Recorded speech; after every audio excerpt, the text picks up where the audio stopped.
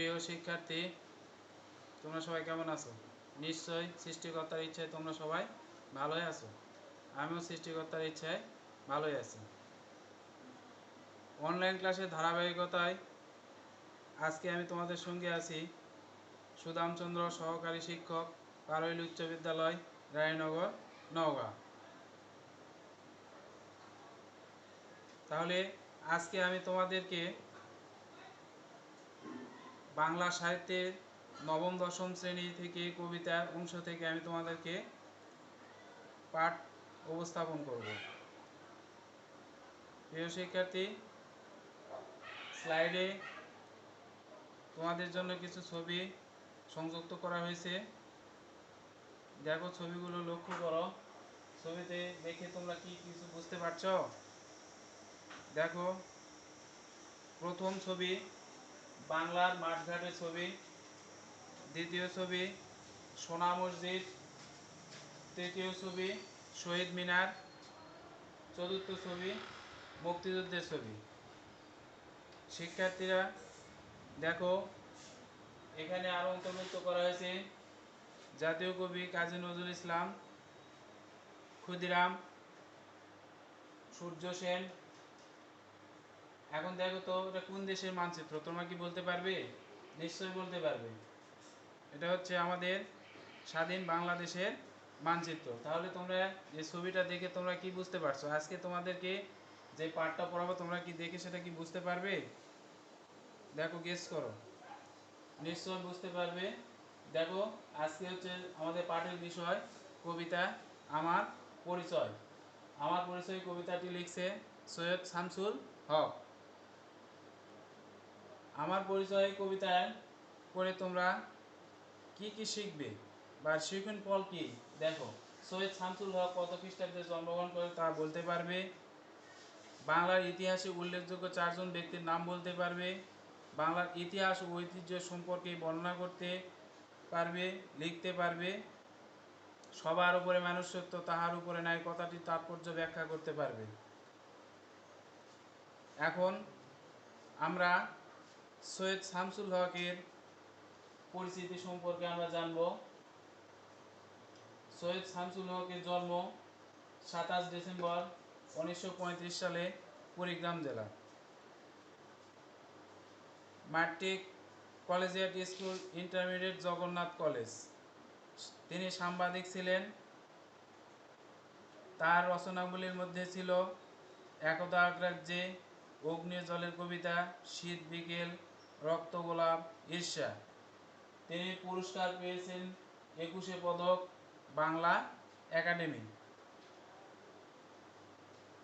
প্রিয় শিক্ষার্থীরা, তোমরা জানো আদর্শ পাঠটা কি?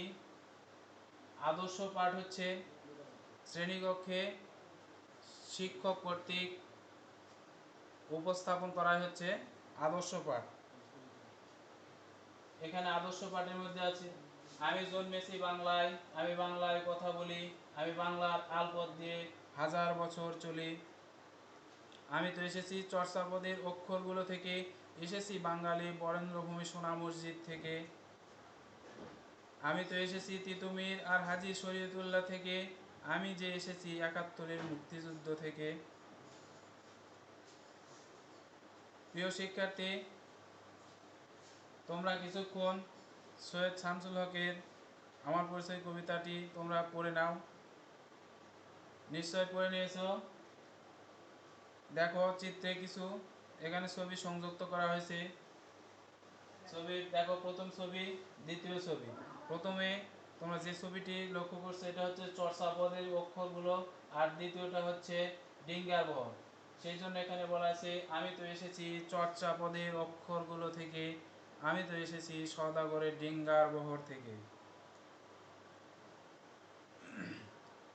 চলি পলিমাটি কোমলে আমার চলার চিহ্ন ফেলে, 13শত নদী সুধায় আমাকে, কোথা থেকে তুমি এলে। আমি তো এসেছি কৈবর্তের বিদ্রোহী গ্রাম থেকে, আমি তো এসেছি পাল যুগ নামে চিত্রকলার থেকে। আমি তো এসেছি বাঙালি পাহাড়পুরের বৌদ্ধ বিহার থেকে, এসেছি বাঙালি জোড়া বাংলার মন্দির বেদি থেকে। এসেছি বাঙালি বরেন্দ্রভূমি সোনা মসজিদ থেকে, এসেছি বাঙালি আউল বাউল মাটির দেওল থেকে। আমি জন্মেছি বাংলায়, আমি বাংলার কথা বলি, আমি বাংলার আলপথ দিয়ে হাজার বছর চলি। তাহলে প্রিয় শিক্ষার্থী, তোমরা আমার পরিচয় কবিতা সম্পর্কে কিছু জানলে। এখন তোমাদের শব্দার্থ ব্যবস্থা করছি। যে শব্দার্থগুলো হচ্ছে কি, দেখো, আলপথ শব্দের অর্থ কি বলতে পারবে? আলপথ শব্দের অর্থ জমির সীমানা পথ, চর্চাপথ হচ্ছে বাংলা ভাষা ও সাহিত্যের ঐতিহ্যের আদি নিদর্শন, সওদাগরের ডিঙ্গার বহর, মঙ্গল কাব্যে চাঁদ সওদাগরের বাণিজ্য জাহাজ।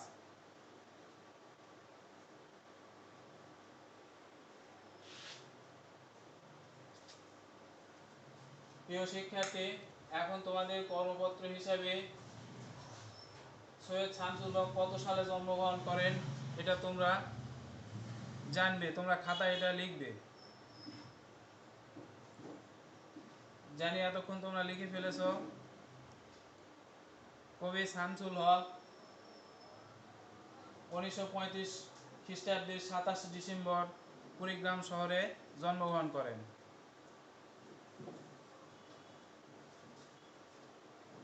প্রিয় শিক্ষার্থী, তোমরা আবার কিছু ছবিগুলো দেখো এবং চিন্তা করো। দেখো, এখানে 4টা ছবি দেওয়া আছে। একটা হচ্ছে বৌদ্ধ মন্দির, তিতুমির, মুক্তিযুদ্ধের ছবি, বাংলার ক্ষেত। কর্মপত্র 2 হিসাবে তোমাদের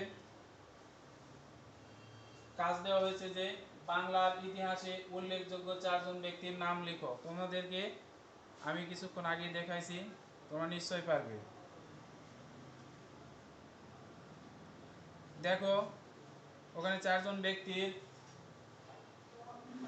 প্রশ্নের যে উত্তর সেটা হচ্ছে, দেখো, শেখ মুজিবুর রহমান, হাজী শরীয়তুল্লাহ, তিতুমির আর হচ্ছে সূর্য সেন। প্রিয় শিক্ষার্থী, দেখো, আরো কিছু ছবি অন্তর্ভুক্ত করা হয়েছে।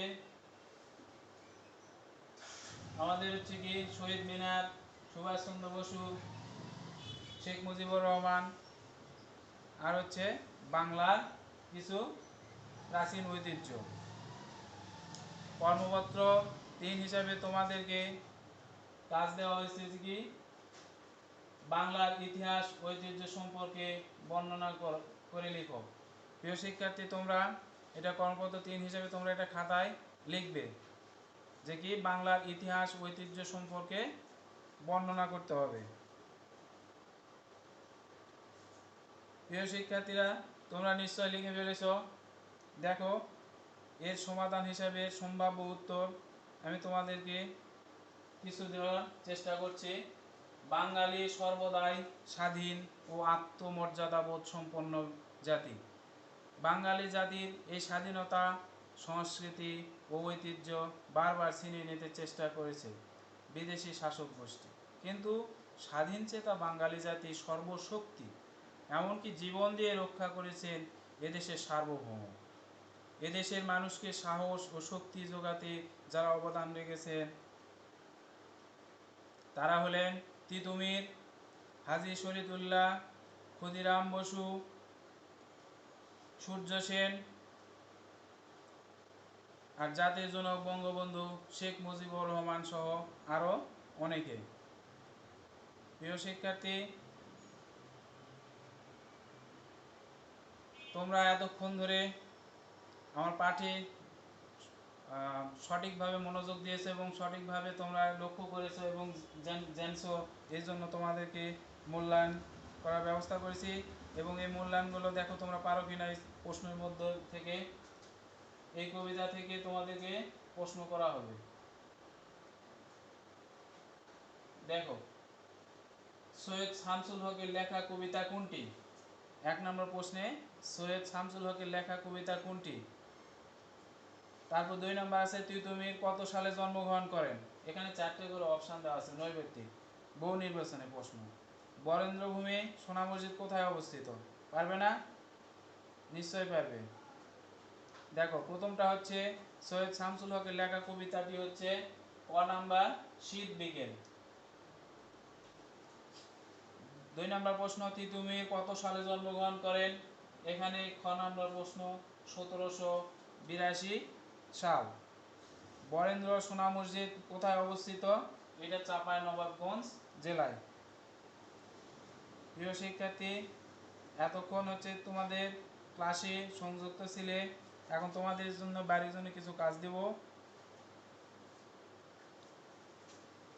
দেখো, সবার উপরে মানুষ সত্য, তাহার উপরে নাই, কথাটি তাৎপর্য নিজের ভাষায় লিখবে। প্রিয় শিক্ষার্থীরা, এতক্ষণ আমার সঙ্গে ছিলে, এই জন্য তোমাদেরকে সবাইকে ধন্যবাদ। তোমরা সবাই ভালো থাকবে, সুস্থ থাকবে, এই আশীর্বাদ করি।